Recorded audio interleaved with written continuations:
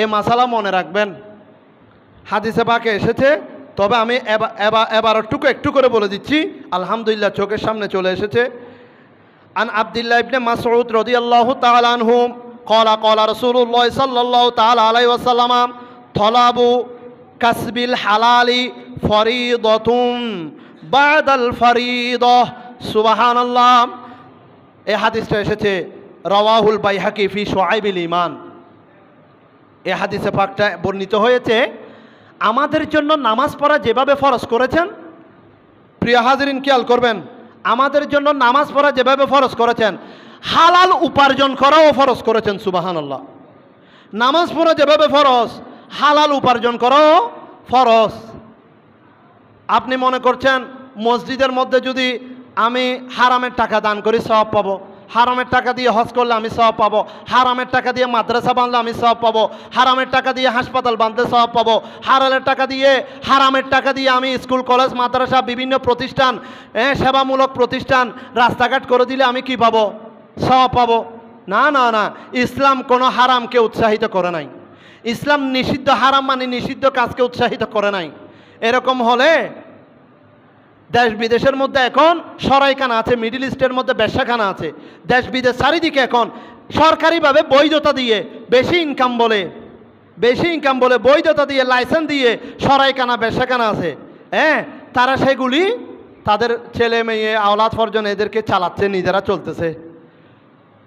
এটা আজকের দিনে এই আধুনিক যুগে স্পষ্ট কথা, একেবারে দিবালোকের মতো পরিষ্কার। মিডল ইস্টের মধ্যে যারা প্রবাসে আছেন তারা জানেন, একেবারে লাইসেন্সদারি সরাইখানা এগুলি চলছে। হারামের টাকা দিয়ে দেশ উন্নত করছে, হারামের টাকা দিয়ে নিজেরা উন্নতভাবে চলছে। আল্লাহ রসুল নিষেধ করে দিয়েছেন, কোনো হারামের টাকা দান করে সওয়াবের আশা করবেন না। হারামের দিকে কোনোভাবে আমাদেরকে উৎসাহিত করে নাই। আমরা মাথার চুল থেকে শুরু করে পায়ের তালু পর্যন্ত আল্লাহর আমানত। শুধু দামটা রুটা চলে যাক, কিছুর দাম নাই। রুটা বের হয়ে যাক, কোনো কিছুর দাম নাই। ডেড বডি, এটাকে সবাই মিলে দুয়াই টুয়াই খবরের মধ্যে দিয়ে দিবে।